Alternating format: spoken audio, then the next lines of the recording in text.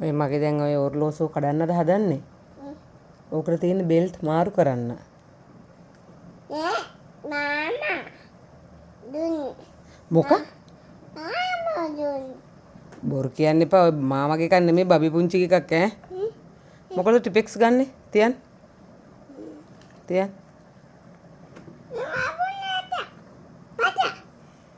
කො කියන්නකෝ. දැන් මොකද මේ රෑ මේ වෙලාවේ ආවේ මෙහි 9:00 දැන් වෙලාව. මොකද අඬලා ආවේ? ඈ පුතා? අපච්චි අම්මයි.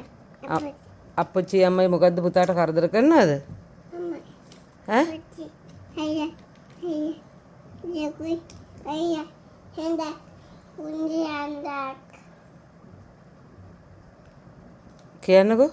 අන්දක් හැන්ද හන්ද